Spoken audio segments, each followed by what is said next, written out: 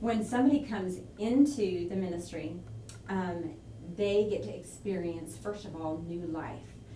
So we tackle that before anything else. We've had people come in that are agnostic, meaning that they're kind of seeking. They might think that there's God, a God, something out there. We have had people, our last family, love Lyle Craig. He did not even believe in God. He was adamant that God did not exist. He was angry at God, and to watch that transformation happen in his life was phenomenal. So, but if we try to teach somebody about who God is and they don't know God, it's like hitting a brick wall.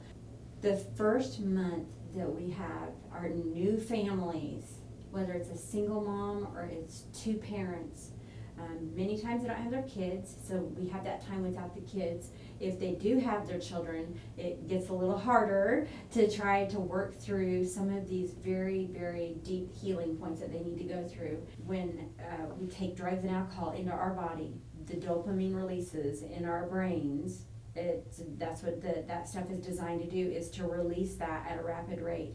So when we stop doing that, we don't know how to feel pleasure. We don't know how to even enjoy a normal conversation or our spouse or our children in a relationship way, because we don't know how it feels at the normal line, at the normal phase. It is so uncomfortable when you're trying to let go of the things that have defined you your whole life. So when spring happens, we have a new life that happens. I have spent 8 years putting perennials in the ground in front of my house so that I don't have to plant every single year. They just come up all by themselves, and it's God's glory, and it happens. I just have to weed around it.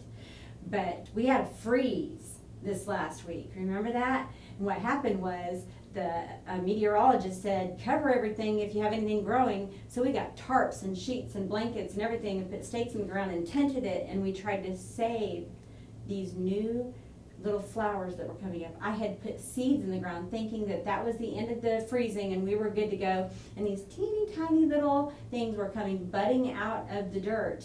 And if I would have just neglected covering them, neglected trying to save them from the freeze, then those little flowers, those plants that were already coming up in all their beautiful foliage, they would have been destroyed by the freeze. So I'm telling you this to help you understand what happens when somebody first comes into the ministry. We call it kind of the covering.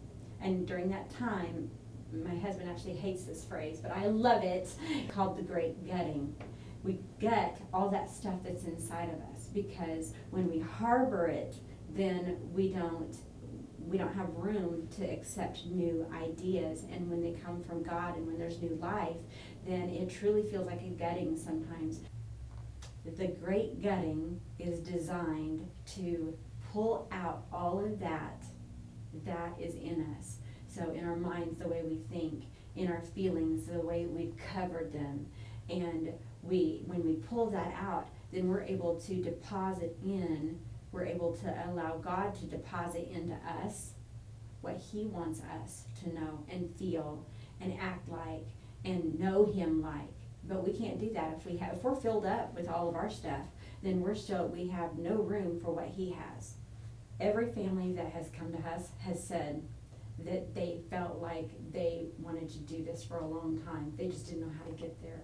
So when they come into the safety and the structure of finding the family, then they can we have that covering that's over them. It's like my flowers in my flower bed. That's why I gave that illustration. We help put a cover over them. We help give them a kind of a protective area and time period where they can feel safe.